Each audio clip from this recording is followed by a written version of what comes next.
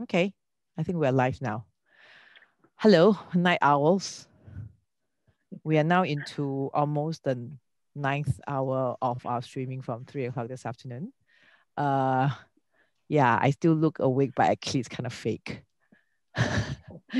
Okay, so now this is a session called Arts in Crisis, right? And it is so great to have all of you join us tonight. We've invited Heng Luan, the artist director of Drama Box, to moderate and invite these guests. So I'm going to pass the baton to you, and then I will see you guys on Facebook. Until later, I'll join you back again. Okay? All right. Okay, thank you. Bye. Bye. Thank you, Jian Hong. Thank you. Hey, hi everyone. Hi everyone. I don't know whether you saw the program just now, because just now I was watching one of the streaming where Practice, which is, you know, this company is now 55 years, and in fact just now a few of their veterans were sharing stories of Practice, and when they were younger, what they were doing, and now that they're older, how they were continuing in terms of the kind of work that they do. And they were singing and everything that was happening during the storytelling. So today I expect you all to sing also. Hi everyone. Just I'll do a very quick introduction for everyone, and then later we will talk. Okay. Thanks Jian Hong for inviting us to do this art in crisis, in the times of crisis. We have three friends here. So first we have Bernice. Bernice, just raise your hand so everybody can see you. Okay. Then we have Nabila from Singapore. Bernice is from Hong Kong, I forgot. And JK from Manila, Philippines. Okay, all our friends. Very quickly, I'll just give a brief introduction on what they do and who they are. Bernice is, like, you know, I just said, she's from Hong Kong. And she's the general manager of the International Association of Theatre Critics, Hong Kong chapter. And she's a very well-known Hong Kong critic, writing on theatre, on things that happen in Hong Kong in terms of the art scene. And I think she would be one of the best person to give us an objective yet personal point of view of how art actually work in a crisis moment. Then at the same time, we have another friend here, JK. JK is a curator, performance maker, educator, storyteller, and artistic director of Comunidad X, previously called Sepat Lawin, right? Yeah. So if you go to the website of Comunidad X, the description is not easy.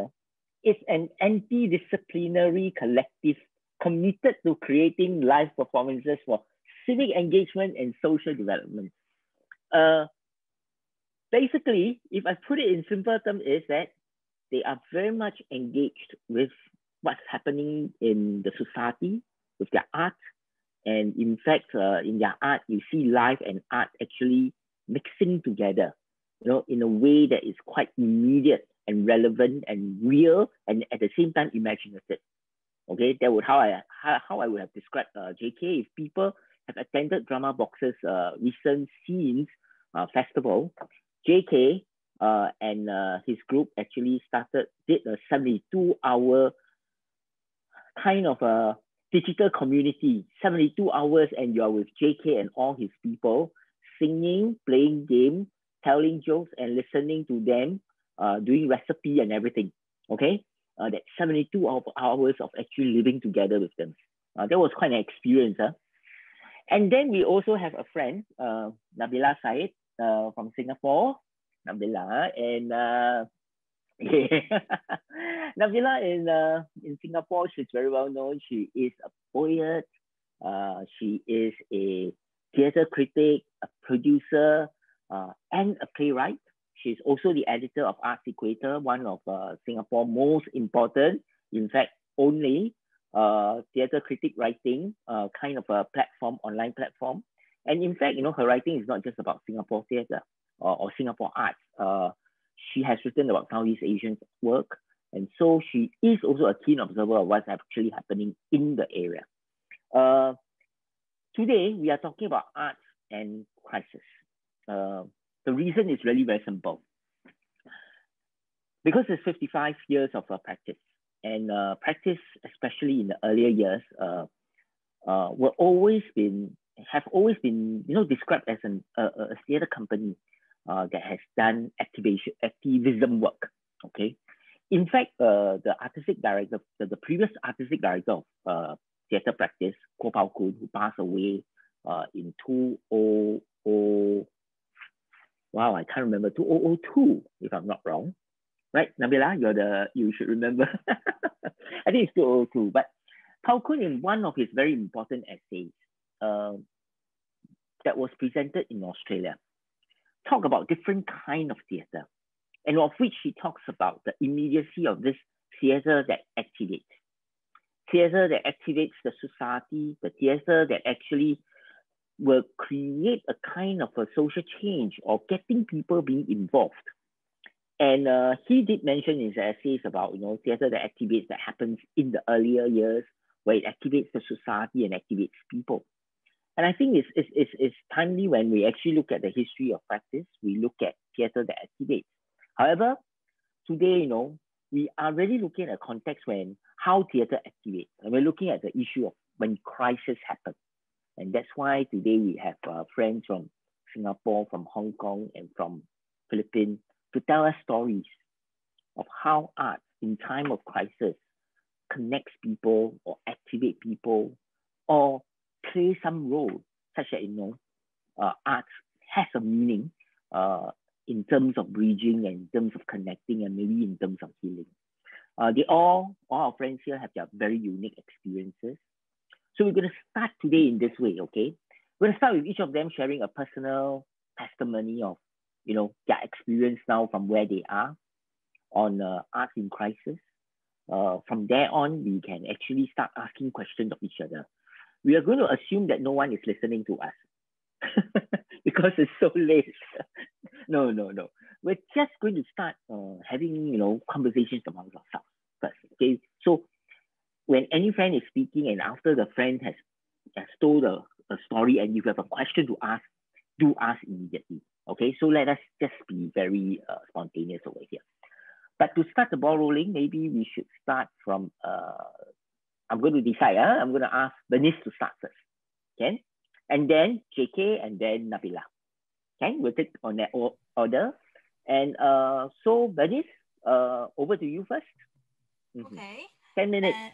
10 minutes. Okay, thank you very much. And I can sing happy birthday to TTP because it's actually my honor to be able to share about some my personal story or my personal reflection about the arts in crisis. And I think it's a very critical moment for Hong Kong and also as a Hong Konger in this city. And I think for me, I have to say we need stories. And so I really appreciate for this particular topic that we're going to share. And at this particular moment, always have a question to answer. What theater, why we still need theater in this particular time? And in particular, because for last year in 2019, because of the water revolution in Hong Kong, we have a lot of shows cancelled because of a lot of situations, the traffic situation or a very critical situation on the street that people are not able to attend theaters. So there's a lot of questions or aroused why we still need theater in this particular moment. And I think it's time for us to think about what theater still means to us. And I think I would like to share my screen with you because the first example or a first story that I'm going to share about is a very special performance presented last year. And also it was presented online in another platform this year. And this show was about it was written by very well-known theater playwright in Hong Kong, Candace Zhang, 张美妍，对，she's 张美妍。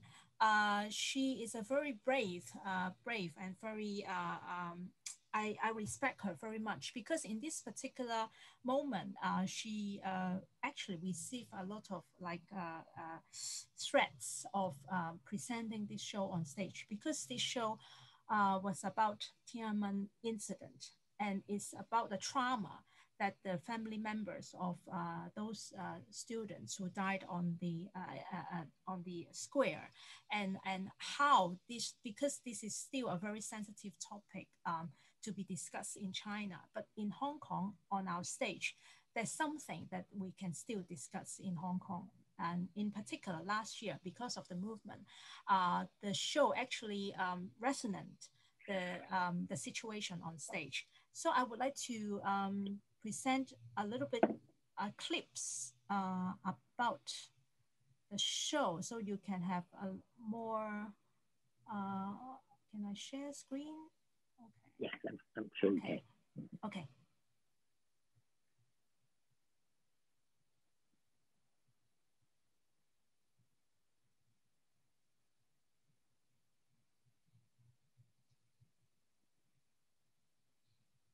I'm not hearing the sound. I think you might have to share the sound also, Bernice. Yes. Oh, sorry. How can I?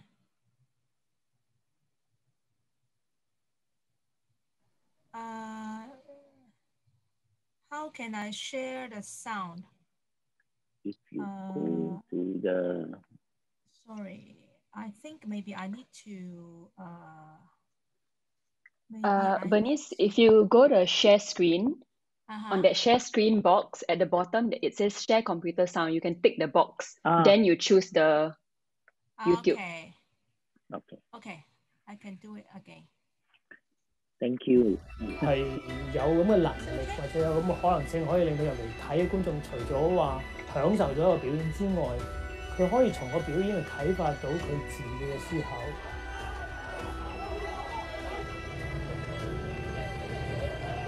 嗰個專制政權其實一路都存在嘅。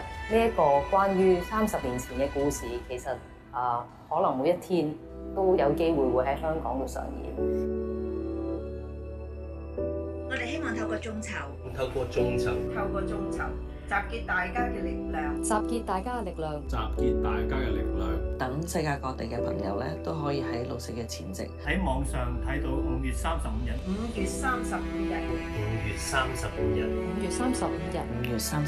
個戲，希望大家多多支持，多謝。Okay, I stop the. The reason I would like to share with you about this particular show, and as you know, this is the name of the show is a very, it's already showing something, because we can't say the date accurately. Instead, we're using a metaphor to represent the dates.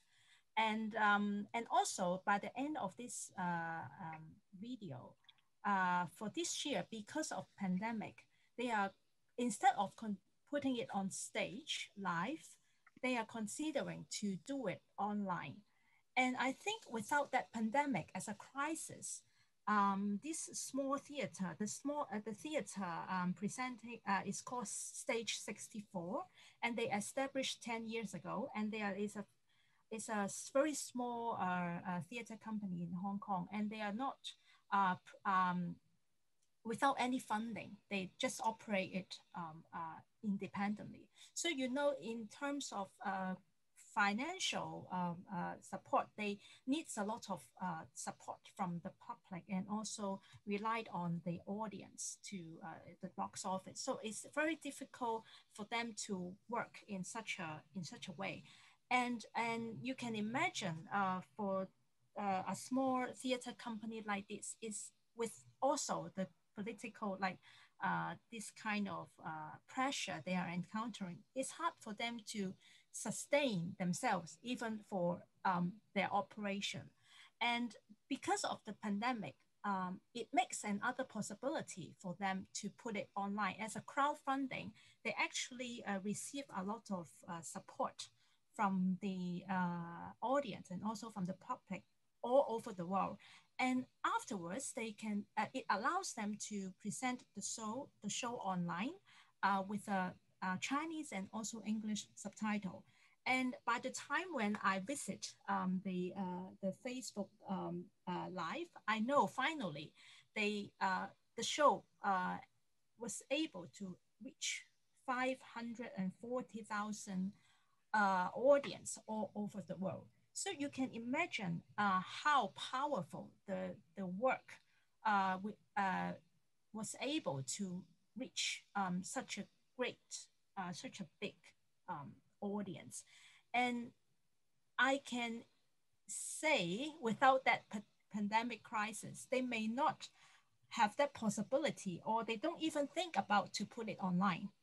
And because the show was actually premiered last year during the movement, and it was presented in the Independent Theatre, Hong Kong Arts Center. And it's very difficult for this kind of show to be presented in governmental operated venues. And I have to say the fact in Hong Kong, over 70% of our theatre venues are operated by the government. So you can see if even for Stage 64, if they would like to present the show again, it's not really easy for them to be presented easily. And so I can imagine for the future, if our theatre would like to, because of particular this year, we've passed the security law this year, and it makes a lot of our theatre practitioner worry about our freedom of expression. And you can imagine how the pressurized environment that we are now encountering. And what I'm trying to say to bring this particular example is as a theatre practitioner or even as a theatre creator, how to be innovative and also be creative in such a crisis. It creates a lot of creativity for us to think about how to make waves to express ourselves. I think as long as we have that kind of intention, or that we have the urgency to say to say what we would like to say, to voice out ourselves, we can find the way out. And that's what I learned from this particular show, and also learned from the theatre practitioners from Stage 64. Even though we are encountering such a big crisis and also a very difficult time, and we can still find our ways to express ourselves. And I'm not sure whether do I still have a little bit time to share another example, or? Yes, you can share one more example. Okay, there's another example that is a very interesting example that I would like to share with you during the movement last year. And actually, this is not a very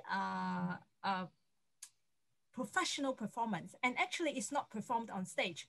But for me, the performativity of this gesture, it makes me think a lot about what is theater. Is it theater on stage? Is theater or something on the streets? It's more like a theater, because like in the last year for the movement, we have encountered a lot of dramatic moments on the streets. Through the live broadcast, you know, you can see a lot of live broadcasts in the Facebook or in some other social medias. And I think it's more difficult for our theatre practitioner to present works on stage in a realistic way. Instead, we should think about how to use artistic way, or how to say what we would like to say using a metaphor. is something that I'm looking forward to see more this kind of work to be on stage. And the next example that I would like to share with you is a very interesting performance on last year happened on the street. And the background is because in August, there's a group of university young students.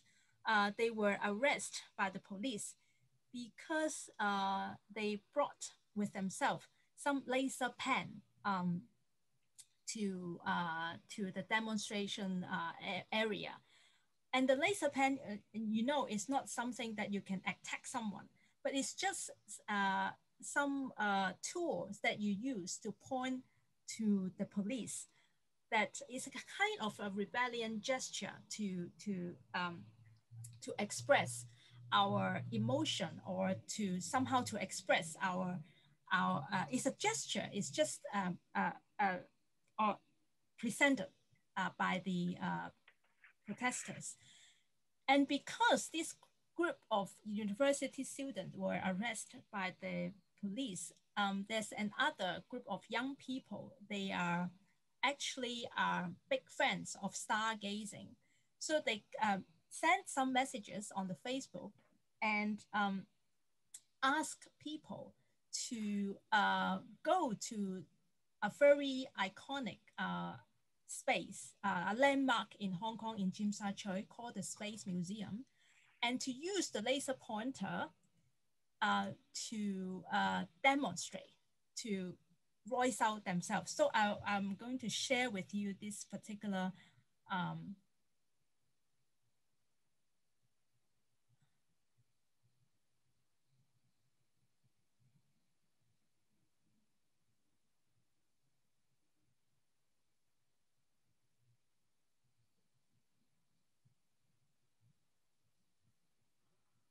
Dennis, are you sharing? We are not seeing it.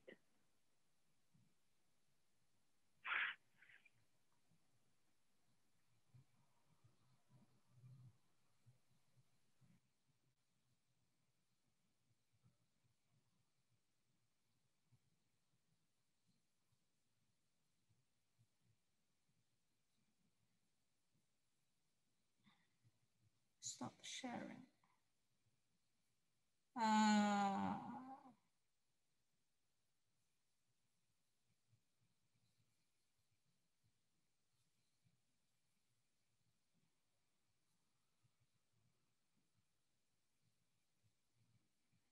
I would like to. You're able to share it? Because we didn't get to see it. Sorry. Anyway, yes. I'm stopped sharing now. And what I'm trying to say is, it makes me thought a lot about what is performativity as of a movement, because this show is actually not a professional show, but you can see the energy that people gather on the streets, and also the improvisation that those protesters gather on the streets and present something together. This kind of togetherness, and also the energy present on the streets or in the movement, makes me, that actually moves me a lot.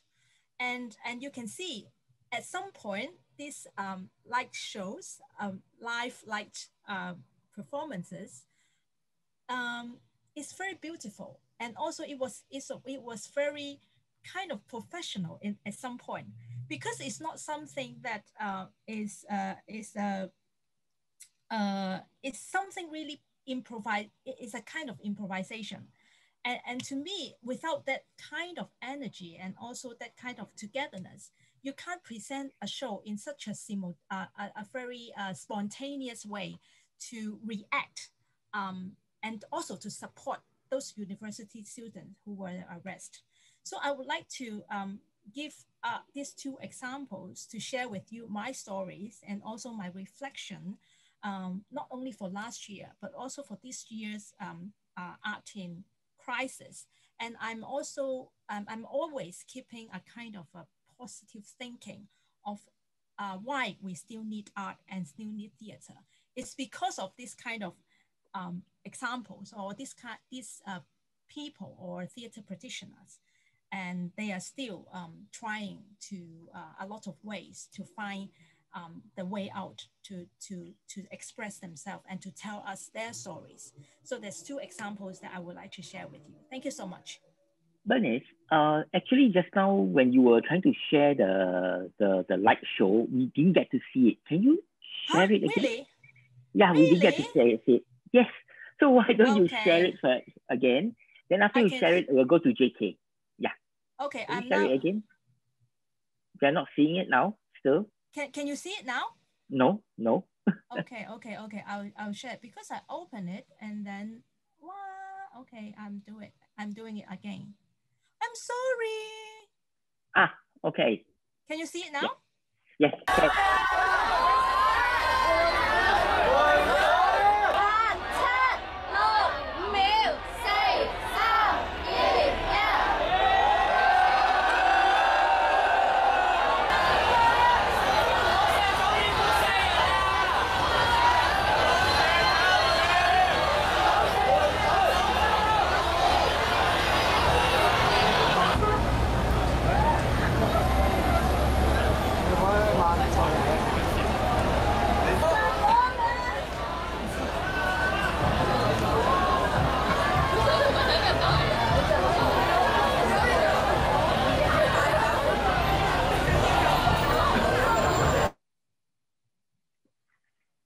Okay, thank you, Bernice. Yeah. Thank you. Thank you.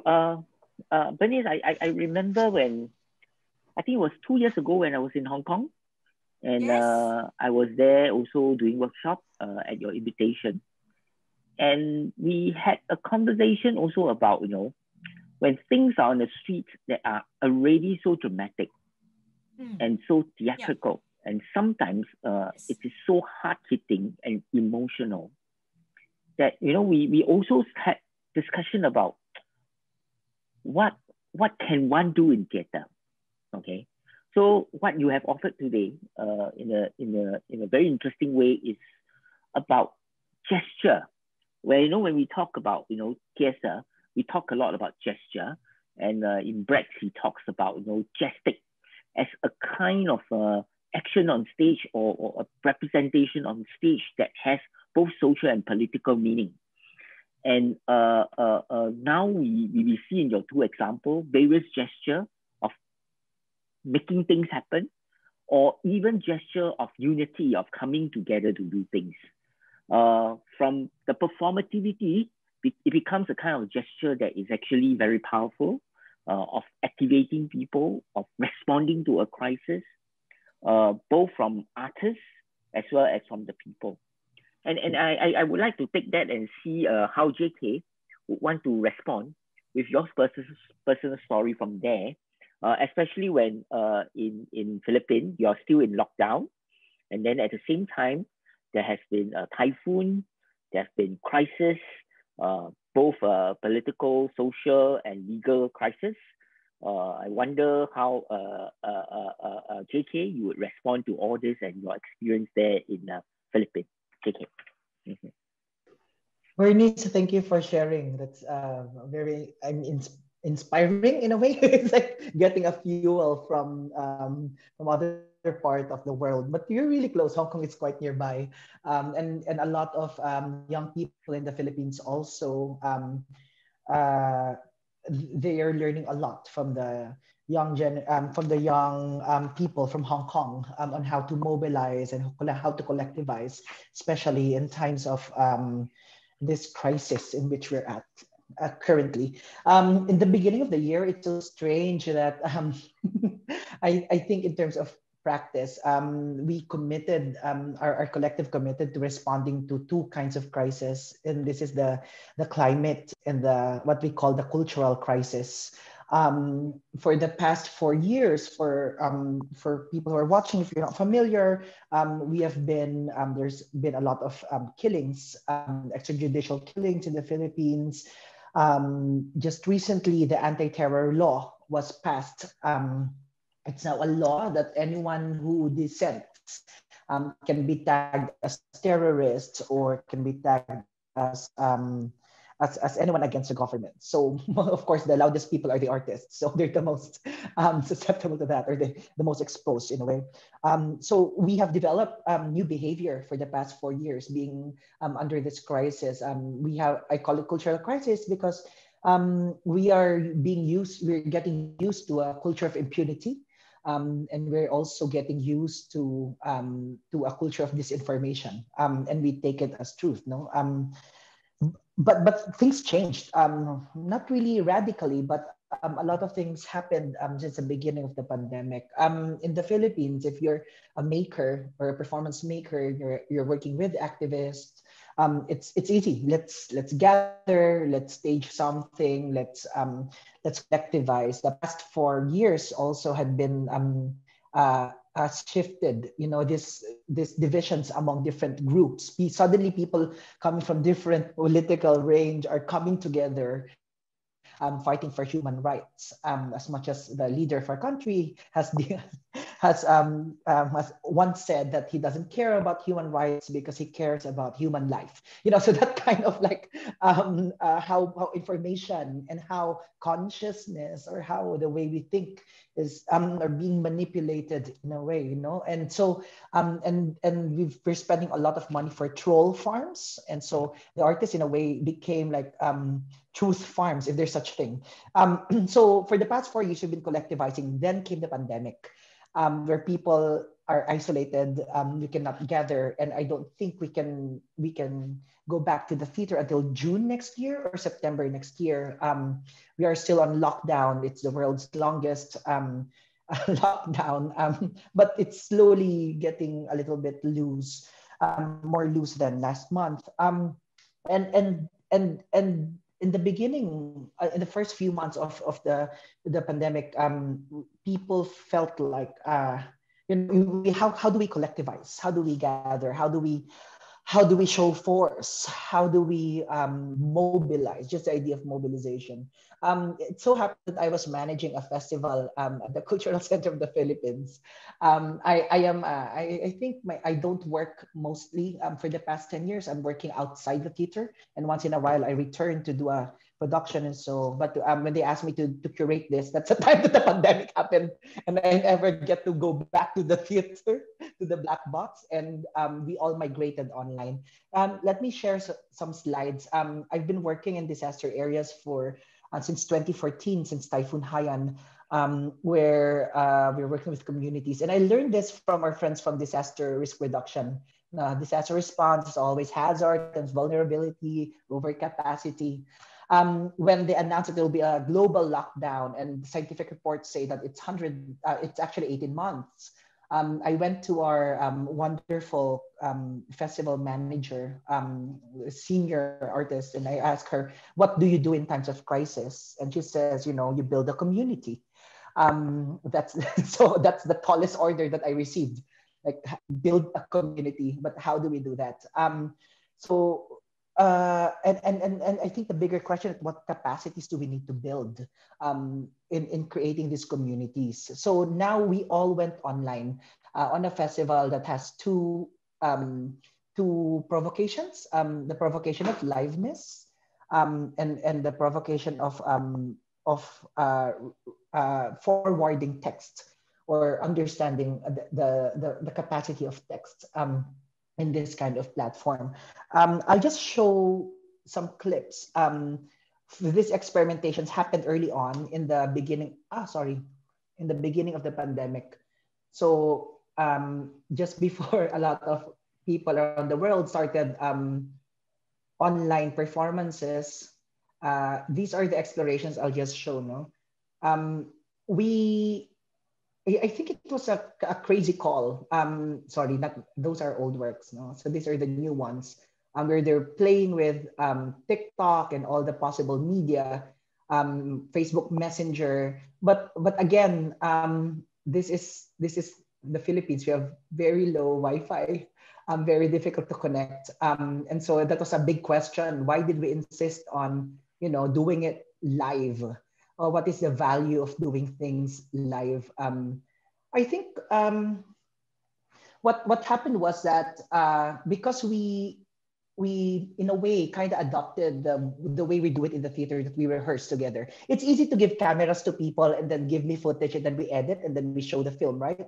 But to rehearse together and to gather together, eventually it became like circles, like support circles for these artists in the time where live events are not allowed until next year and we are losing jobs. So it provided that space for people, an excuse to gather. But we need to tell artists also to, to take it lightly also, because everyone's just fluctuating at that time. So you have these kinds of stage readings, explorations with cheap available technology, people doing live animation, even on glitches. The glitch became part of an aesthetics, but also a testament to the willpower of people to tell a story. Now, one thing that we didn't foresee when we decided to go online is that it's a festival of untried, untested works that are also very much progressive in nature. That these artists wrote these materials to be shown in a black box theater. But now that it's going live on Facebook, then we face different challenges. Part of capacity building and providing support or an infrastructure of support and care is to look for, we have to link artists with lawyers. They have to understand the terror law because suddenly we are out there, no? And also having the agency to say no, to not do it online. But it was already an opportunity for us to like connect to more people. Suddenly the different idols in the Philippines watching can access that information. And they're there with you, they're holding on tight when you have a glitch or when it doesn't work. So these are the materials. They're doing multi-cameras, and this is the early stage of the exploration of the pandemic. So I think on the get-go, now we should look at everything that we do as an infrastructure of care and support, be it a festival or be it a meeting, so that's the SOP. Now I'm showing this photo because when we say climate crisis, and this is how visceral it is, how it is experienced by a lot of people, by the bigger population in the country. This is just last week where at the, wait, I'll show. Sorry, do I have time? This is a mountain range that is being quarried. And if you see that wall, that's a wall to the river. But the river overflowed during the typhoon, and the mountainside soil is too soft also because of quarrying. And flood came to up to 3 degrees, third floor of houses. Yeah, so like in the beginning of the pandemic, we just have to survive, But eventually, we have to ask the question, because people are, governments are saying that our work is not essential, and so we return and ask the question: what is essential work? What is essential? How do we shift our values and even our ways of making into turning art once again as an essential tool to a lot of people. And so we come up with thinking of how can we turn performances as direct action. We are not existing in vacuums anymore. In this, to be able to do our collective performance with the children and with the families, you have to provide food. We all know that. You have to work with, we are working with a fans club of a famous actress who's also a theater actress, and they were doing these donation drives on Twitter, and we were working with doctors, etc., and doing that, no. And a lot of artists have been doing soup kitchens. So I think, and if you ask, are you still doing theater? Are you still doing performance? But I think we're playing a bigger role. In a bigger stage where action is necessary. And so I'll just show this one. This is the reality. Oh, sorry. So this is working with children.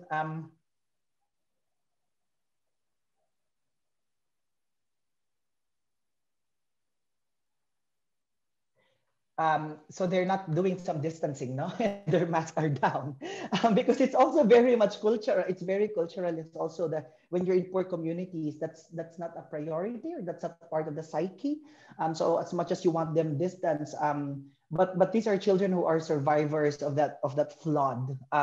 But this is part of a feeding program. So suddenly we're connecting in different ways, and rethinking how we collectivize, not just as performance maker, but people responding to immediacy of things on the ground. So yeah, I think I'll end with that first, but I'll show you some activations. I think we were thinking of how to do transference, how our toolkits or how perform. It's almost like the death of expertise, not really death of expertise, but turning over, passing to other people, to another place, what your capacity, so that they can replicate, recreate, or do it on their own. This is the young people creating cooking shows for rethinking governance and citizenship, because we have elections on 2022. It just happened, like, so they're doing like memes and yeah. Anyway, so that's it. Sorry, it was quite long, but No. those are what I want to unpack. Thank you. Yeah, thank you, JK.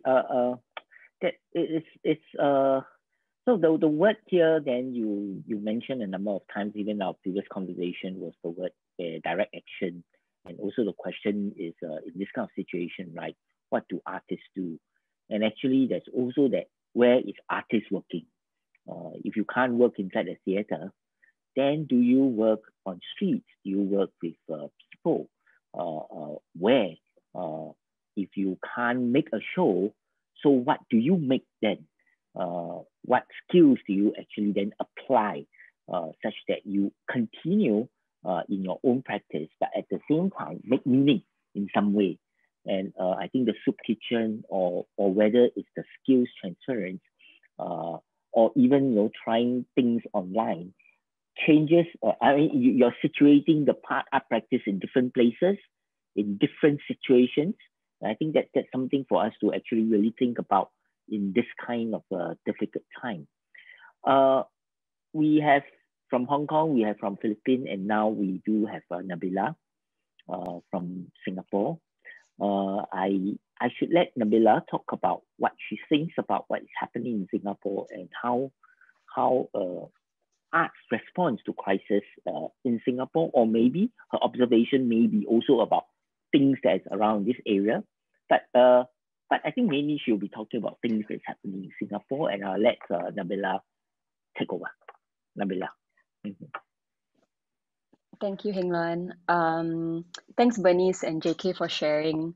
I feel like I wanted to preface this by saying that I'm going to share something that's a bit more personal, but I'm also hoping that it will kind of like resonate in some way or form.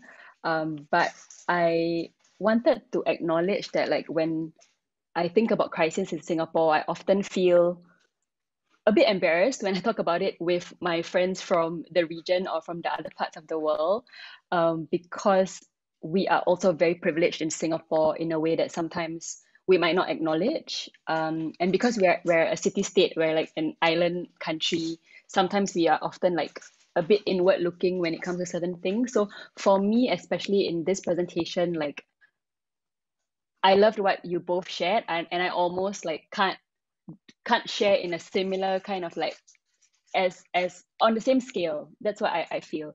And so because of that, I decided to go like really micro into like personal, and then hopefully hopefully it will all make sense. So let me share screen because I created some slides. Yeah, and so maybe to kind of, I created my own title to help myself. And also the slides are, I don't know whether you can see. Yes. Hang on. Yes, we are seeing your slides. But you can see it as the whole thing, right? Wait, hang on. Okay. Is that full screen? Is it? Okay, I don't know. I'm using Keynote, so I don't know how to use it. How about this? You can press play if you, yeah. Oh, There, yeah. thanks. Yay. Okay, yay, thanks, JK. Okay, so today I wanted to talk about a work that's quite personal to me.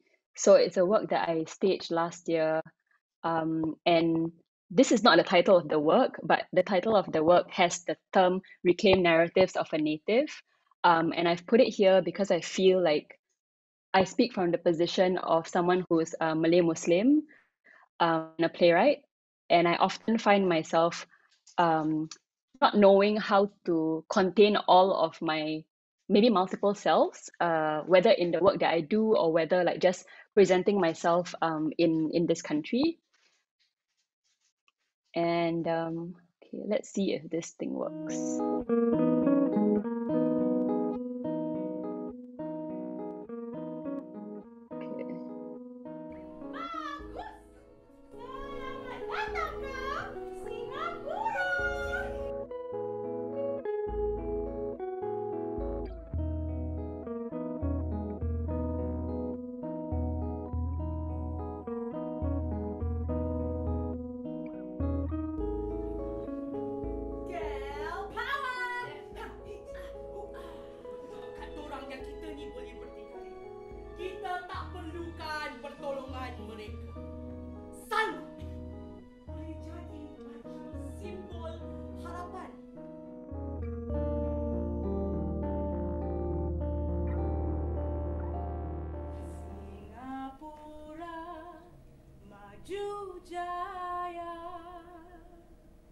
Tetap dalam aman dan sentosa. Okay, I'm gonna stop there. Sorry, I should have introduced it, but that was a trailer of the work. And just to quickly say what it was about. So the play, one story of it is about a woman who was adopted. So I was exploring like an adopted child and parent relationship, but actually the play was also about the Singapore history and the place of the Malay person within the Singapore history. So it was almost like a retelling of Singapore history from the perspective of a Malay person. And I've extracted some quotes that I heard or that were somehow resonant during the journey of trying to stage that work. So this is what someone told me when I presented about the work during when I was trying to apply for, or when I was trying to get funding for it. So you know, like when you apply for funding, you have to like tell people what the story is about. And later on, someone was like, a very well-meaning person was like, oh, you shouldn't have started with the Malay thing. And they were very well-meaning. They were like, oh, you should have started with the Singapore thing. Like it's the more, you know, the political thing is a bit more of a bigger draw or something. And I mean, it was well-meaning, but I was essentially quite annoyed because it became about, you know, when are you allowed, for example, as someone from the minority race, to speak about your identity first, and when are you not, right? Because maybe just to contextualize, in Singapore, I mean, we have identity cards and then we have our race right on our identity card. And it's often used for a lot of policies that are introduced in Singapore. Often race is a thing that either directly is important when the policy comes out, or race becomes part of it in a bit more of a layered way. Yeah. So I feel like with this kinds of statements, which usually is said in a very well-meaning way, usually is said in a very positive, perhaps way, I find that there's a policing of identity in Singapore that is very common in terms of like the experience of a minority person in Singapore. So, you know, when can you start with your identity, and when are you not allowed to lead with the fact that you are a Malay person, for example? Yeah. And with this particular play, I was really talking about the traumas that we have as people or as communities, and how do you bring up trauma in a work, right? And with so for example, like this particular scene, I was trying to kind of like talk about the talk about the colonial experience in Singapore and like what it did for the Malay community during that time, like a kind of a historical trauma. And this scene kind of talks about it, and there was like a big fire, for example. So kind of just talking about trauma in a very physical way in terms of a fire. And in Singapore, I think there's been a lot of large fires, which essentially is a metaphor, like what Bernice was saying, for like basically traumatic experiences. So for example, like a burning down of a market, let's say, and then like the loss of heritage, for example. And then the second thing that I got like after my play was staged was like, why so angry? Why did the play have to be so direct? Was also another thing. Why do you have to say it in this way? You know, the kind of like tone policing that comes with when you present your feelings or when you present your experiences, there's often a sense of like, how are you saying it? And are you saying it in a way that people can accept? Are you saying it in a palatable way? Was something that I kind of like came up against. And then the second thing was the idea of what Bernice was saying, the metaphors, like the codedness of a work. So for example, like with something like this, talking about kind of like ghosts from our past or past traumas. And on the one hand, sometimes it's like, oh, why are you saying it in this way? It's too forceful. And then on the other hand, it's like, sometimes you have to do it in a very coded way that someone has to be able to understand what you're trying to say, like what are the resonances of the thing that you're trying to say, in order to fully understand it. So I mean, this one reminds me of like when I met an artist, a Chinese artist called Wang Chong, and he was telling me about how I met him in Australia, but he was doing work. We were talking about his work in China, and he was saying how like when he does work in China, he often has to quote his words, quote his works in a certain way. And at first I thought of it as like, of course you would think censorship, right? Because if you have to quote something, does it mean you're not saying it in a certain way? But then he was like, oh, but codedness, coding and decoding, it can be beautiful. Coding and decoding can be a kind of aesthetic. And I was like, wow, I never thought about it that way. And I started seeing it as something quite beautiful. So I could do something or place a certain image on the stage, and not everyone might understand it, but in a way, like the ones who has the key to the code will understand it. And I actually saw in that a kind of beauty, and it's helped me a lot in terms of like trying to figure out like, why do I say something in a certain way? And I think the opposite or the other way to look at it, sometimes people say that, oh, it's like censorship or self-censorship. But for me, I think like thinking about things in terms of codedness makes a lot of sense, especially in Singapore, where, to do the opposite could come at a very high cost. Yeah. Then this is something else that someone said after they watched my play, where they were like, oh, don't the other people know that this play is about Singapore? Like, why do they keep talking about it as a Malay play or as a play that's very specific? And for me, that was where like I didn't realize it, but I was coding it so much that only some people who saw the key saw that it was about Singapore, and the ones who maybe didn't have that kind of key might not be able to read the metaphors or be able to read the kind of images that were on stage. So that was kind of interesting. These are just some images that were on stage that were actually, without people realizing, they were actually kind of like carbon copies of things that have happened in Singapore's past. And I didn't juxtapose these images at all. And in fact, I only did this for like a presentation that I did last year. But it's a kind of example of like, if you have the key, maybe you'll see the resonances, and if you don't, then you miss it, right? And I find that missing it is also okay. Like I think there's a beauty in that kind of exchange as well. This was a quote from the play. So it says like, the pain is only going to be temporary. Once people forget, it'll be okay. And it was actually it wasn't a comforting statement. It's actually quite troubling. And I think I was really hearkening back to like the Singapore kind of like the relationship that Singapore art has with like the state or with the idea of memory.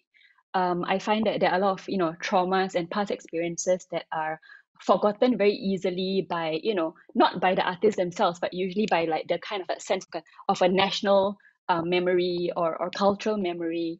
And yeah, so the idea of that the pain is always there, but then when people forget, then it kind of like gets washed away very easily. Yeah, and JK has said this already, but in Singapore, especially this year, there's this whole idea of artists being non-essential. And the reason why I'm bringing this up here is because I feel like that the idea of like what gets forgotten over the years, right? Because just to contextualize this for Bernice and JK, there was an actual survey done by the Singapore's like main newspaper where artists was considered the top non-essential job. And of course, when artists saw this, everyone was very upset. Or not everyone, but many people were very upset about it. But the survey had been very, very specific, right? During a time of like actual health crisis, is an artist essential? And because it was put in those stark terms, obviously, it just so happened that artists became the least essential out of a list of jobs, right?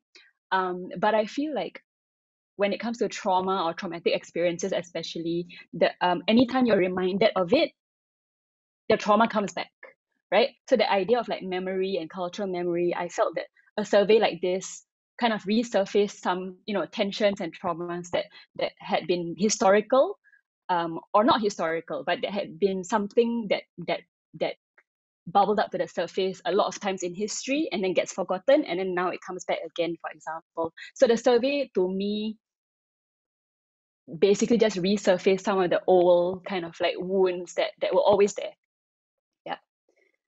And then the other thing is like I just wanted to share that like, so this particular play Angkat, like it had kind of a troubled history because I had a lot of trouble writing it, number one, and then after that I had a lot of trouble staging it, number two, because I was trying to talk about a lot of things in one play, which I don't know if JK, like if you've ever done a work where you try to do too many things, sometimes it's like very hard to to like realize everything.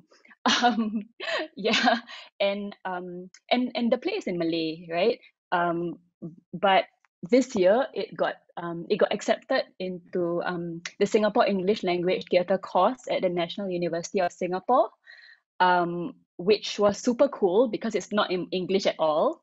And for me, it's about like what are the personal revolutions or silent revolutions you can have as an artist, because sometimes we can't fight against a bigger force and win, but what are the smaller battles that we can win? And for me, it was about how do you break binaries in your own way, or how do you break against barriers in your own way.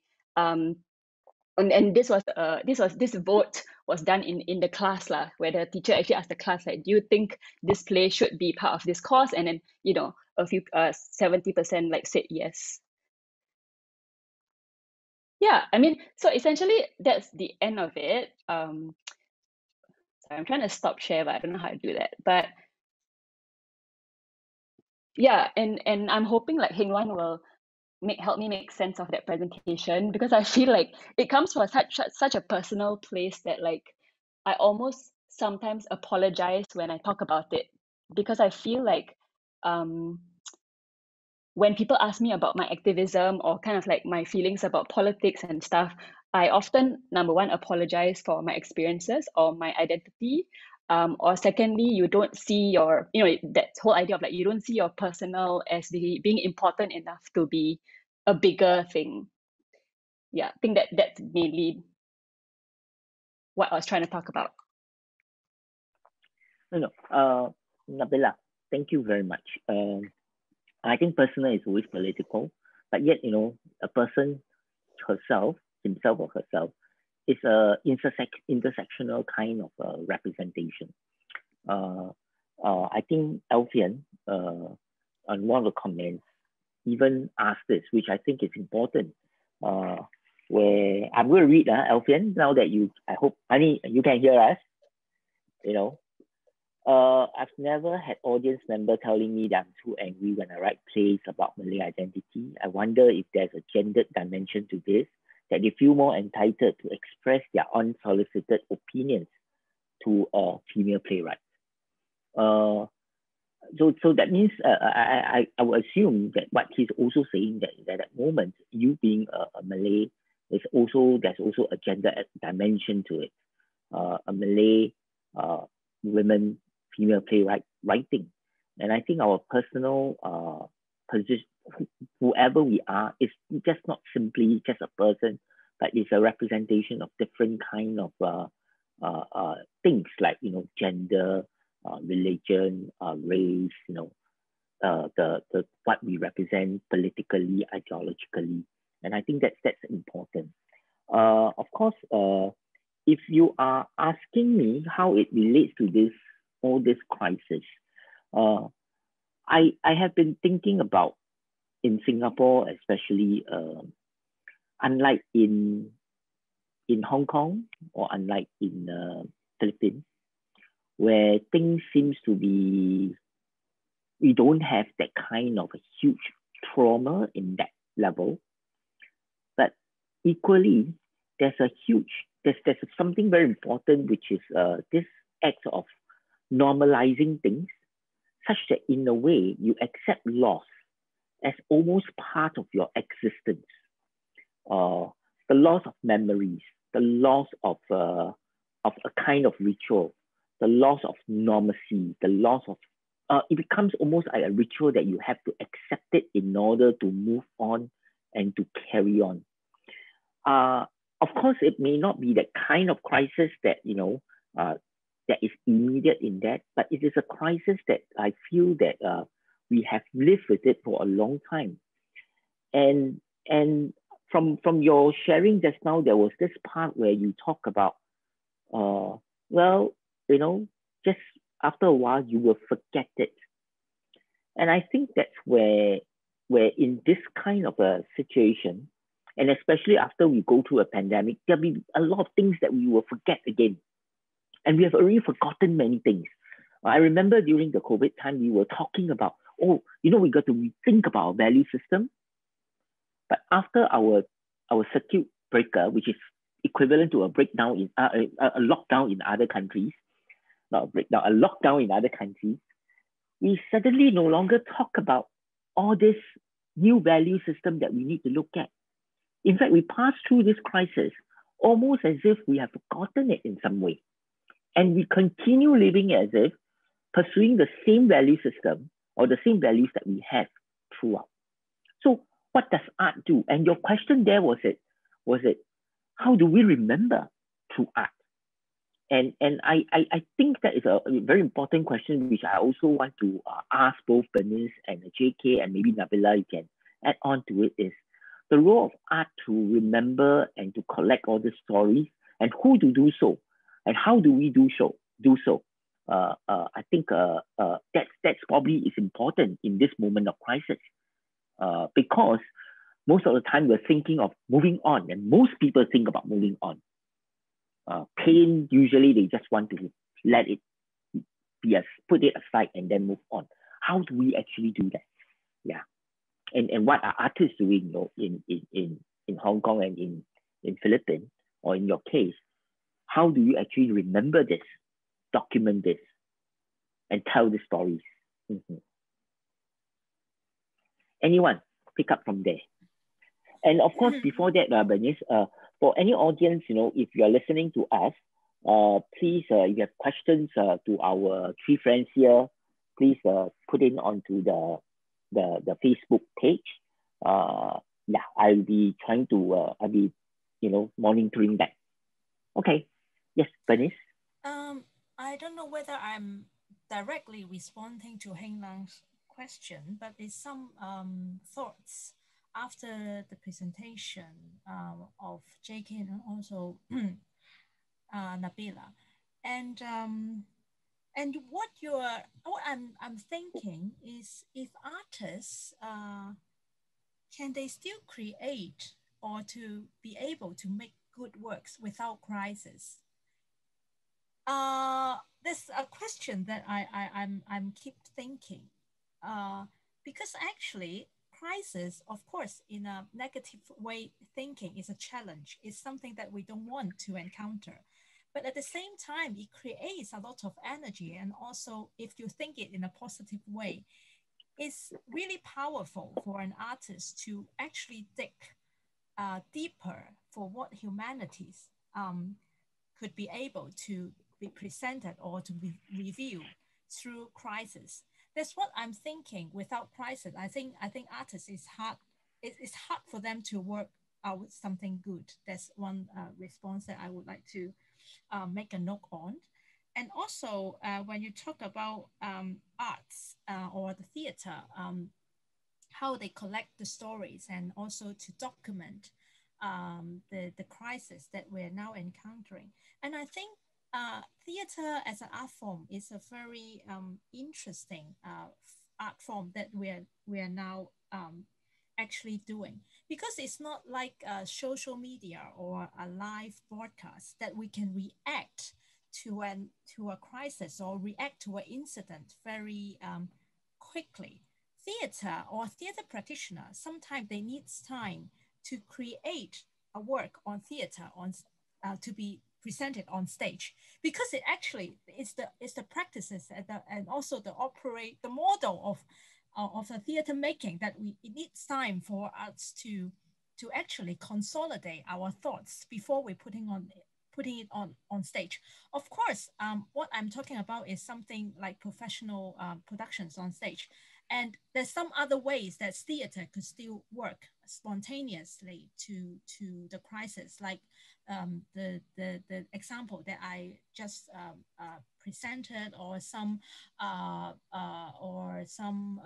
applied theater that they can react actually very fast. But to me, at some point, theater as an essence of the theater, it still creates a bit of time for our theater practitioner to actually think how to tell a story in a artistic way on a stage. And I think it's instead of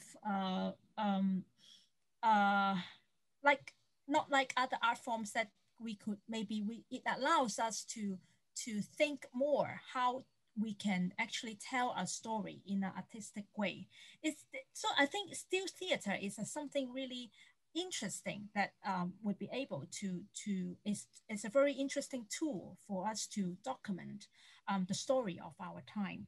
And I'm not sure whether it's a response, but it's actually react to JK's presentation. It's about I'm always worried or concerned about technology actually creates more opportunities for our theater or our arts in crisis, or it actually makes people underprivileged to have more obstacles of enjoying arts.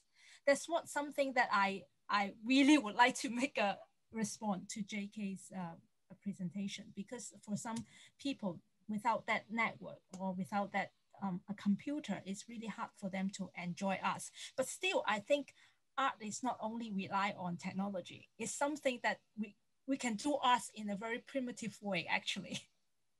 So that's what I would like to respond for this particular, Yeah, thank you, Bernice. I'll respond to that right away, because after doing that festival where people are online, what I always say to people, especially to artists working in communities, it's easier sometimes to connect digitally or virtually than connect to your neighbor.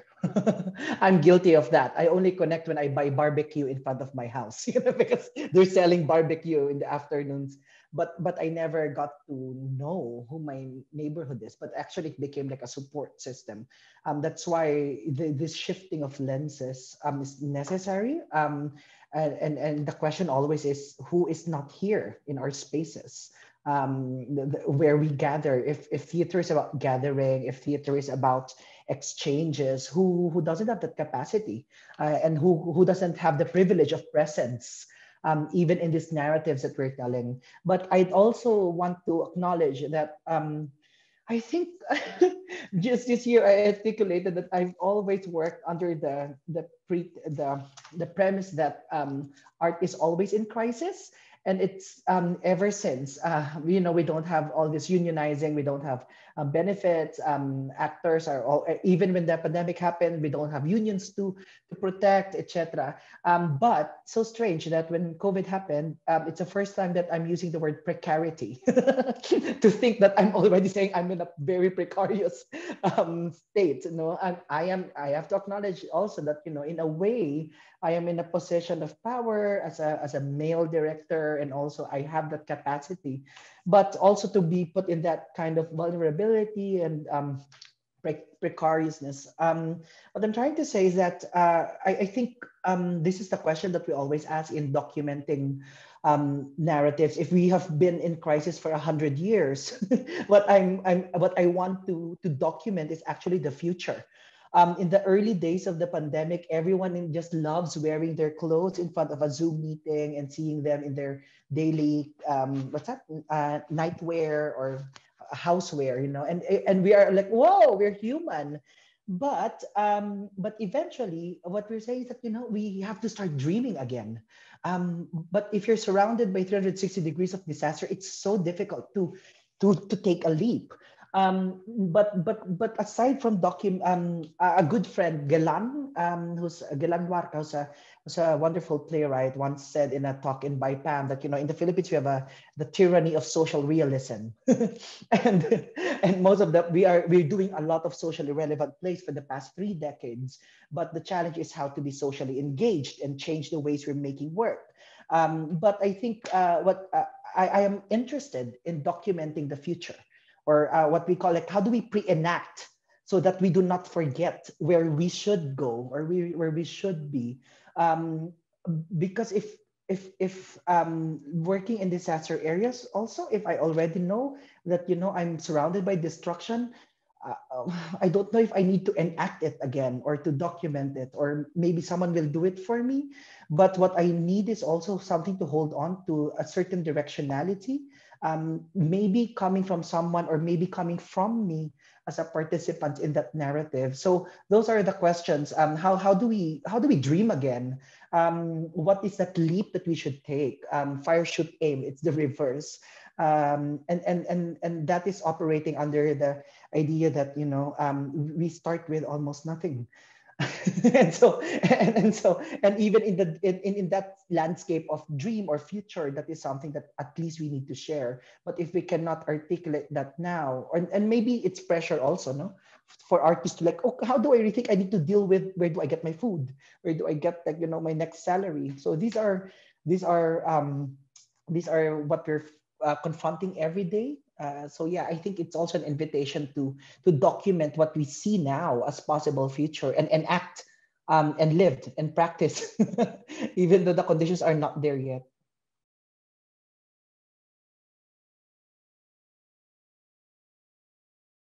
So, Nabila, one response? Yeah, JK, thank you so much for that offer. I was going to initially respond by saying that, I mean, especially for me, in terms of my critical practice, I often think of writing as a way to resist against forgetting, or to not allow people, countries, governments to forget. And for me, documenting is very important because, like I was saying earlier, like, because we forget easily in this country, at least, writing, maybe not historical writing, but like maybe what JK was saying, writing in the moment and documenting as life is happening, becomes something of an act of resistance, I feel, against forgetting, against a lot of things.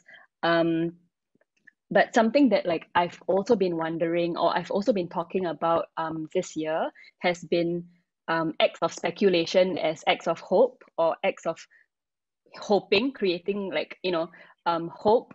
Because I find that, like, especially during this pandemic, like, I don't know what it is, but I feel like it makes me even more wanting to find something positive to think about, because like JK is saying, like otherwise you can't foresee the future, right?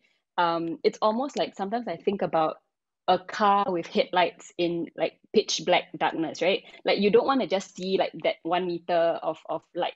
You want to be able to kind of like project it further, you know, like project that torch even further. And I find that like as a writer, especially, or as someone who sometimes like speaks at panels and all, I'm like, okay, how can I shine that torch further so that we all don't feel just frustrated and disappointed and dejected? Because I find that, at least for me, I find that like not a very productive way of thinking about things.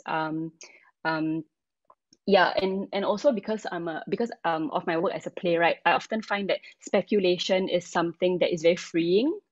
And even like empathizing with someone else is an act of speculation. And in Singapore, sometimes I feel like people don't know how to empathize because they are just seeing the 1 meter of light around them. They're not seeing like, how do I think like this other person? You know, it almost requires a leap sometimes. So I think even like empathy is an act of speculation, and like hoping is an act of speculation. And I find that artists are actually very hopeful people, because we are trying to, you know, we're trying to enact change, and change is hope, I think. Yeah.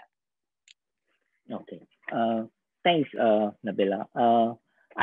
One of my favorite writers always say this: pessimism is foresight. That you are pessimistic not because you feel hopeless, but pessimism allows you to speculate, see possibilities, and that become foresight and forewarn things. And I think theater a lot of times allow us in a very safe way, or art, to look at the deepest and the darkest things that can happen. And those are important because that are part of our existence. And through that, we actually can see many other possibilities. I also want to then respond to Bernice, especially when she talks about, how the documentations itself, we do need some time to actually make a work as artists. So I'm looking at the 35th of May, that piece that she was talking about, which was really very much about the 6/4 incident that had happened 1986, right? And so that story, people remember those stories, and yet the work is not an exact depiction of it, but is an imaginative depiction of it that becomes a projection and a speculation of what is happening in Hong Kong now. And I think that's where the power of art, whereby both memory, according to Boao, where the aesthetic space is where both the physical space as well as the memory and the imagination comes together and they interact. The memory helping us to connect to the stories that's been told, and the imagination is the inspiration that comes from and let us imagine the future. And I want to pick that up also from one of our discussions here, also then about the speculation and hope, and also the idea of at this moment, people talk a lot about care in this moment, where care is not just about, being nice to another person, about person doing something good and care about people, but we see care in a kind of a political situation, where care is whereby we are not being individualized, that we see not ourselves as an individual failing. A lack of care probably is to say that, there's a lack of a systemic way of seeing how a community come together and take care of each other and be able to mobilize each other. Perhaps let's talk about care during this time of crisis through art, and in the practice of art, or in, does that happen and how does that happen? For example, I was just thinking like in Hong Kong, a lot of the images that I've seen, where the scenes, the theatrical scenes on the street, you see many acts of care in many ways. How are they being practiced, and why is that important? Okay, maybe we can hear stories about all this care that is happening. Yeah. And first of all, I would like to share about another case, which is called when Heng Lang talks about care. And actually, there's a lot of traumatic memories and moments last year, in particular for the young generation. And I think maybe Heng Lang may also be familiar with Olivia Yan, Zhang Yongpei. Yep. And actually, she starting from last year, and you know, she's not only a theater director, but she's also an educator, and also she's a mother. So she cares a lot about how these young people carrying on their lives in Hong Kong if they still decided to live in here. And this year, she worked with David Glass for a project called Lost Child. And this particular project is to work with a group of theater practitioners and also a group of young people to, I think it's not only about the movement last year, but it's also how to let them to use art as a form or as a tool to express their emotions about the city and also their future, what they think about Hong Kong, the future, in the future.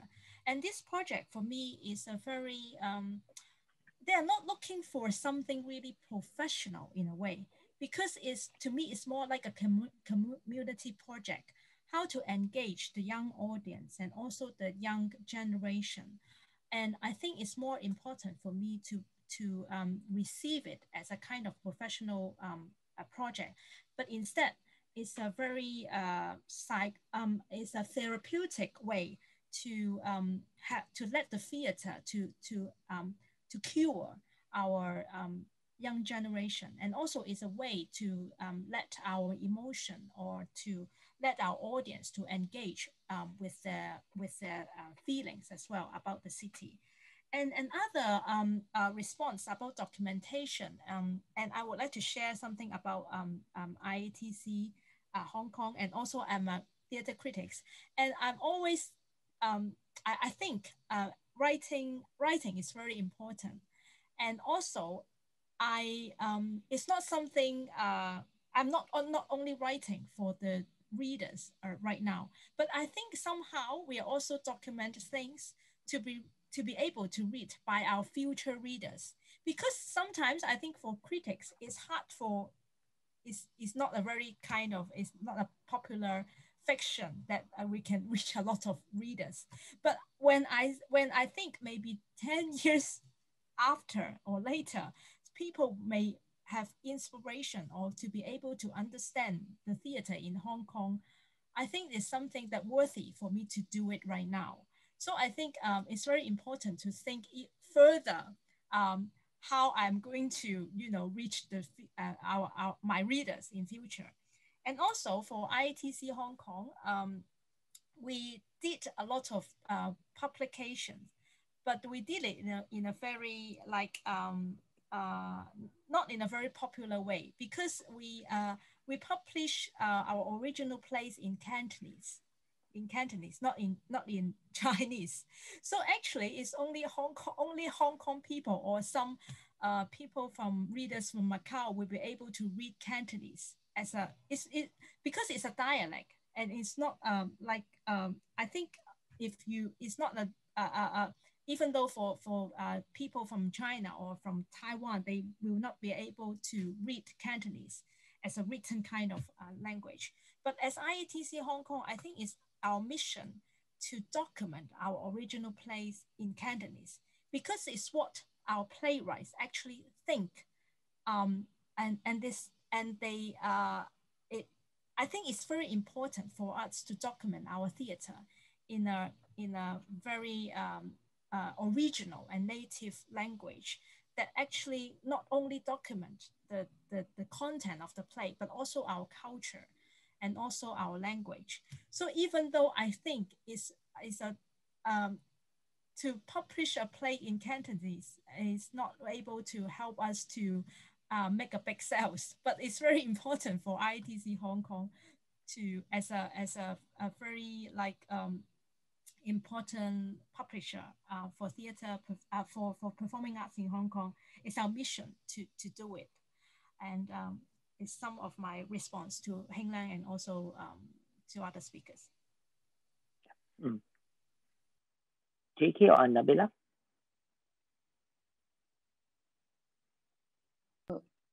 Yeah, I can go first, JK. Yeah, I think I just wanted to share because I'm part of a group called Care and Intimacy Working Group in Singapore, and we are fairly new. And we recently had a meeting, and something I found quite interesting as a kind of observation about all of us in that group, where we're about less than 20 of us, is that often a lot of care work is done in the spaces between or reacting to structures, whether it's capitalistic structures or like the setup of industry, especially like how industry is set up in Singapore with the arts. Care has to exist in the spaces in between all of those. So what that means is that it's often sidelined by larger concerns that people might have, or the people who do it often without compensation, or if they are compensated, it's always much less than than it actually than the actual value of the care work. And as we were kind of like trying to talk about, okay, like how often do we meet, when do we meet, we often come up with like, okay, when do we actually have the free time to meet? And it became very hard to find a date because of the industry kind of like concerns or like actual work that we are doing that for which we need to survive, right? This idea of like survival. But it's interesting because like survival can come without care, and that's kind of scary if you think about it, for people who don't think about care, for whom care is not important, or for whom care cannot be a priority. And I find that a very troubling kind of prospect. And with the Singapore art scene in particular, I think it's a conversation that's starting to come out, especially like this year and last year and this year. But I often wonder, how can it be sustainable and how can it be a sustained practice? Yeah, and for me the answer is like we have to work with the system in some way, so with the government agencies, because otherwise I find that it will be very hard to be a kind of like long-term sustainable thing.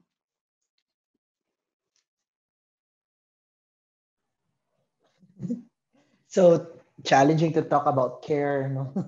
But I'm just glad that at least the past few months, it's been streamlined as part of the conversation of the arts, especially the Philippines, when we're dealing with in the commercial theater circuit, for example. So there are a lot of these bad habits that we've developed in the professional theater companies, that now on the get-go, it should, like what I mentioned a while ago, that no, before we enter the space, we need to make sure that the SOPs, that it will be a space of care and support. When we any gathering, sometimes just going to a meeting, it becomes like that's a space for care. What I mean by that is that we've been doing these rituals because we cannot go, unlike Hong Kong maybe or Singapore, we cannot gather really. So I haven't seen the actors in the festival that I was managing, or even the playwright. Maybe I've seen 2 or 3 out of 100. Yeah, so that is the kind of isolation where we're at, and so this checking in processes online is very important. We have to rethink like new rituals of togetherness, be it for now temporarily, or maybe in the future become part of our behavior, of our evolution as people, exchanging presence online or on the ground.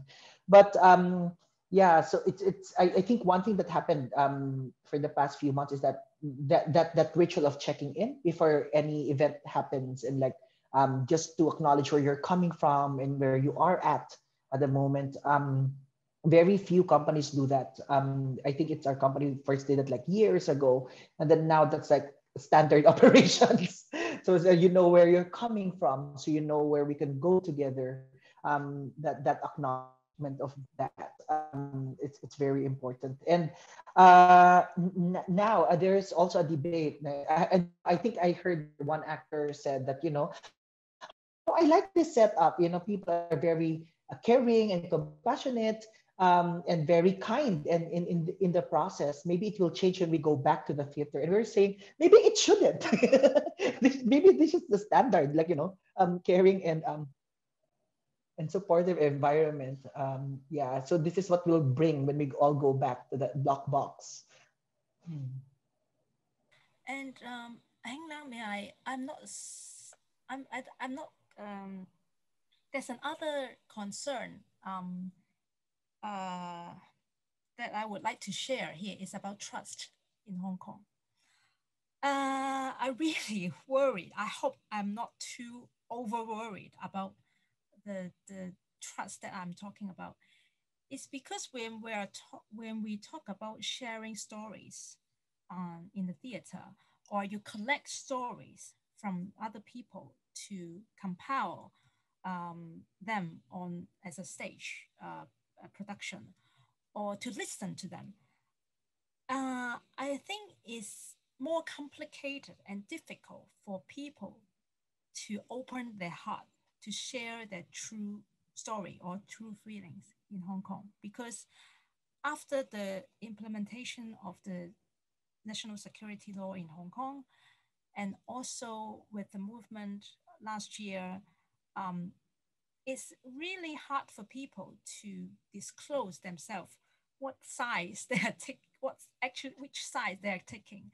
And it's really complicated for us to express ourselves in a very simple way. It is really hard, even though for me, if you ask how, it's hard for me to say in just a few sentences to conclude myself.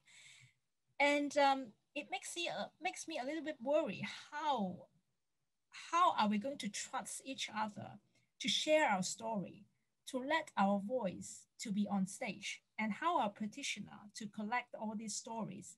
Because I think it's very important to let the people to express themselves. But without that trust, it creates a lot of obstacles for the people. I mean, in Hong Kong. So there's something I really want to address here. Yes, thank you.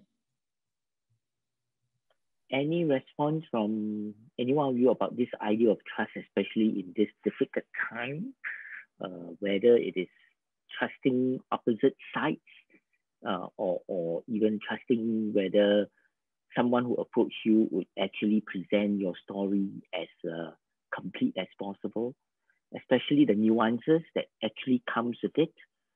It's so easy to be really divisive, but how to nuance the entire narrative and storytelling, even in this kind of difficult time? Yeah. Any response?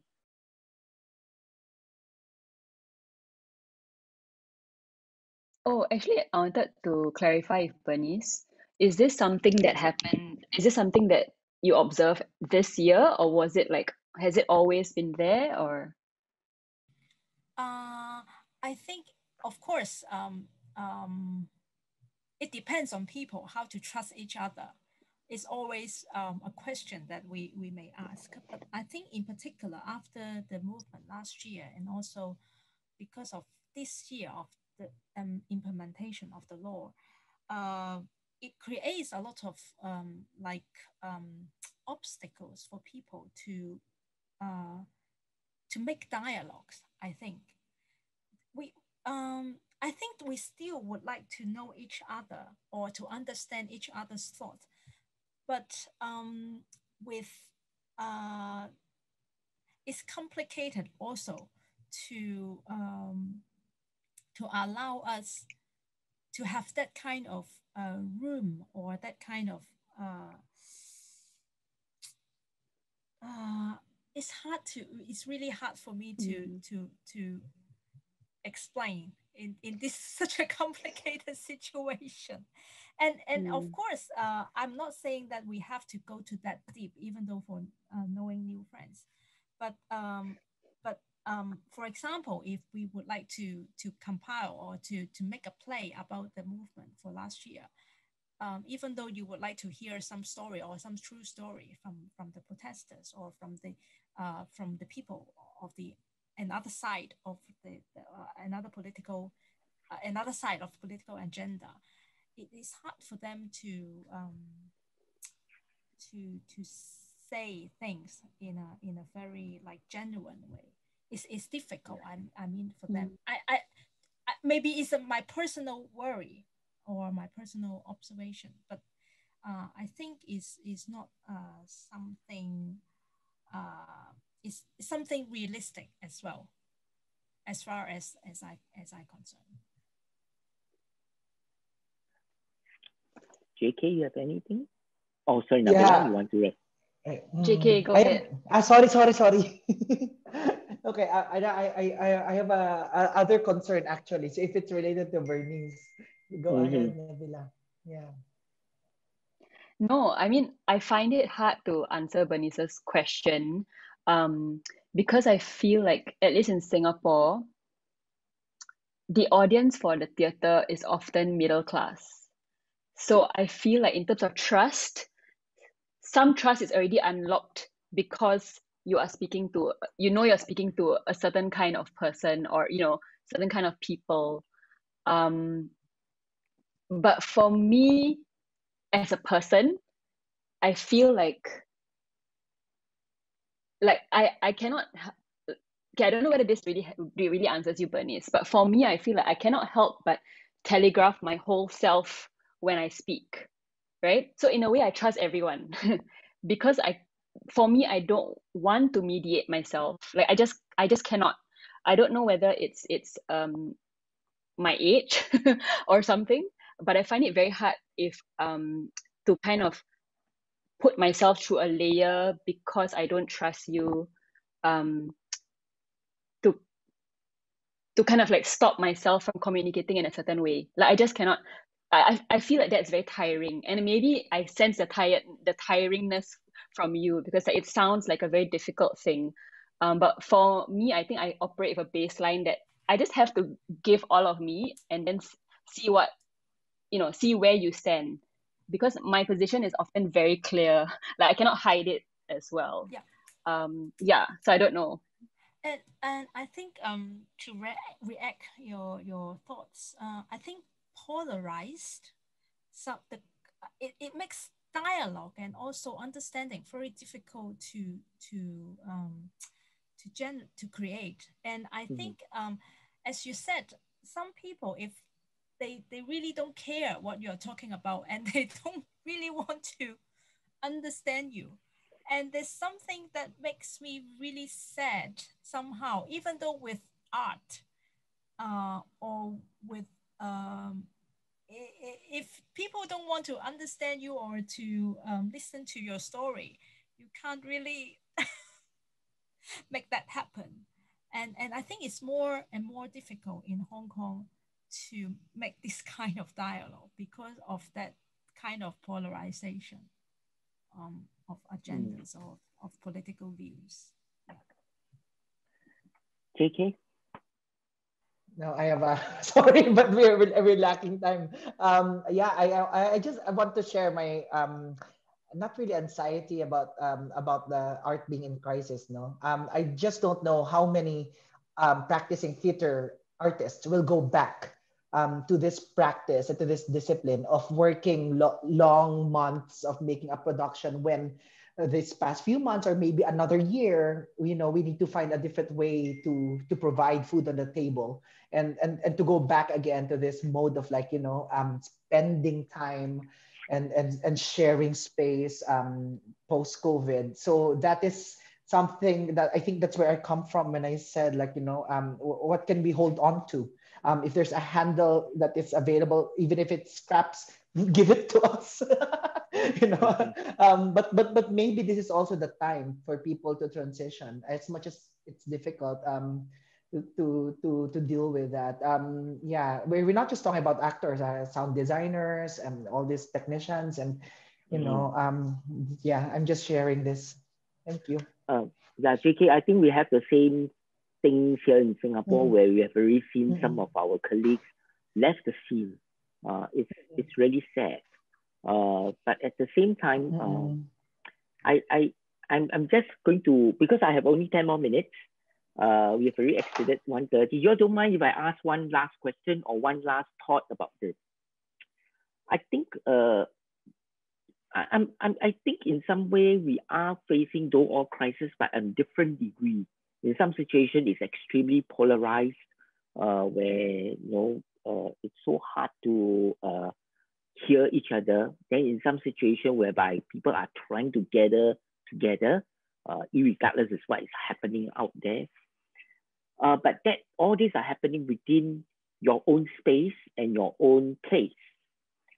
So in this moment of a crisis, what do you think is possible transnationally? What do you think is possible that we, in terms of cross-border?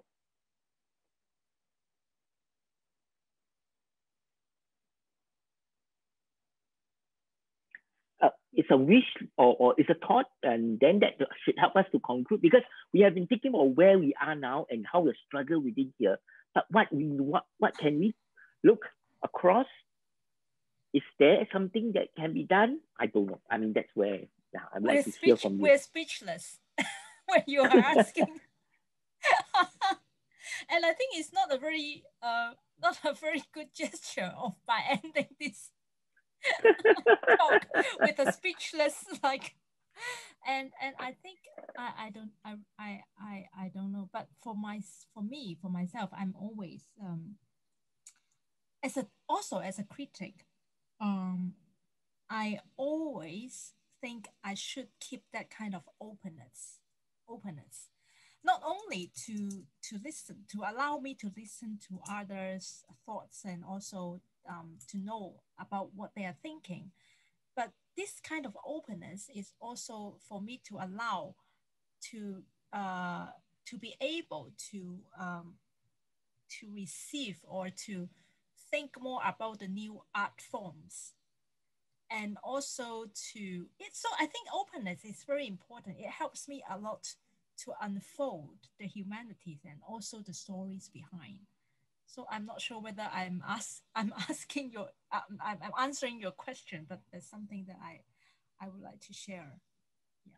Do you think it's possible to collaborate across borders, with different people in order to, is it important at this moment for you? I think it's important. I think, and also art is a way. It's a very important channel for us to mobilize people and also to put people together.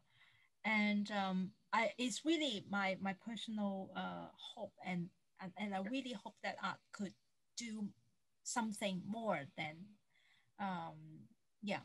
could do something more, and in particular in this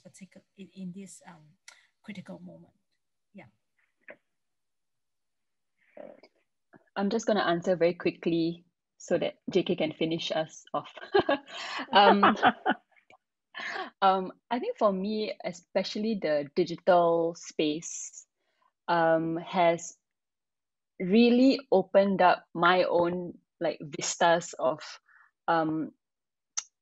being alive to possibilities and hopes and offerings beyond kind of my own limitations, right? Because you often sometimes feel, especially maybe in a small kind of community, that you rub up against the ceiling or the sides very quickly, and then you can often feel like that's it, and you can feel frustrated and hopeless and dejected.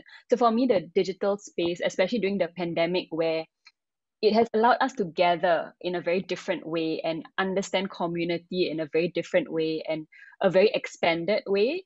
And I'm hoping that we can continue doing that beyond the pandemic, because I feel like these kinds of talking on, and Zoom has allowed a lot of that, and other platforms, of course, not just Zoom. Me personally, I've really enjoyed it, and I feel like it's been really, really helpful for the artist in me and the writer in me. That's how. JK, you can have a concluding word. Yeah, I just feel like being on Zoom or being communing digitally has allowed us to accommodate more people in our spaces.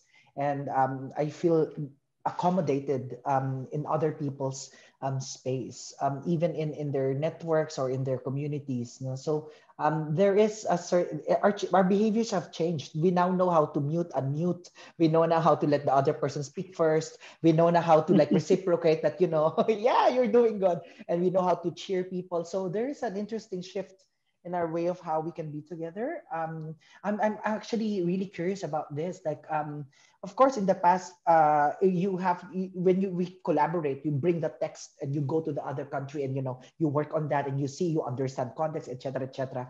But recently we have shared vulnerabilities and shared joy, and you know, and now we're sharing space while we're experiencing that together. So I'm excited to that kind of literature, to that kind of performances, and to those kinds of exchanges that will be generated from this point onwards, moving forward to the future. Okay. Thank you, JK. Thank you, Bernice. Thank you, Nabila. We have one very good audience. Alfian constantly typing on there. Alfian asked something about participatory art. I let JK, you continue to respond to him. He has a question of whether it becomes just an mimicry or a simulation of democracy instead of actual exercise, you know, of democratic process with real life stakes and consequences. That means, does it help to advance our understanding or even imagination of what could be better? Probably we can continue to think about that. I don't think a story sharing session like this, we can answer all these questions, but thank you very much for all the stories that you have shared. I personally, when I hear it, I keep thinking that it seems as if what is happening in Hong Kong is quite different from what is happening in Singapore as well as in Philippines. I don't think there is a kind of a way for us to say that I completely, you know, understand what is happening in where your country is. But I think that just now when Nabila talked about that empathy, I think maybe there's something that we all can deeply understand is our own vulnerability in face of a systemic problem. And we all have our own systemic problem, and our vulnerabilities in a way help us to connect with your vulnerabilities, may not in the same kind, but to understand that we all have that kind of vulnerabilities in face of systemic oppression and systemic situation. And I think that is really what would motivate us, you know, when we are making work at a lot of time. Thank you for your stories of your courage, your stories of actually working so hard and still remaining relevant and to be there for the people around you and the community around you. Thank you very much. I hope this discussion in a way is a nice tribute also to what Pao Kun has always been doing in theater in Singapore and practice. Without, I think we shouldn't take up more time, and we should give the time back to Jian Hong. I've done my work at 1:40. I know, and we are not even in a different time zone. Like if we are in the US, this would be like, okay, good timing, right? But thank you, all of you. I think it's been wonderful to transition from yesterday to the next day, you know, with this discussion that I think, yeah, we went from the 27th to the 28th. And to you know, I mean, I think what Nabila said is this feeling, especially sometimes in Singapore, it's so small, right? We feel like we just reached the edge. You know, my father used to say we are so small that when the plane takes off, before it goes horizontal, it's already in somebody else's country. So it is so great to listen to the optimism despite, you know, very challenging situations in each of your world. And I can't thank Heng Luan enough for taking the time and, you know, being a matchmaker here, right? And I hope that, I think it's, you know, this is a start, right? So hopefully there'll be more conversations and more thinking. It has been an incredibly reflective day for me. So 2 more days to go. So Thank you. Thank you everybody for, contributing to this. Yeah. Thank you for this space. Thank you Happy birthday. Thank you. Good night, everyone. Good night, everyone. We're going to transition into some old footage from the past and sounds and, so we're going to wrap this one up and then we'll start a new stream.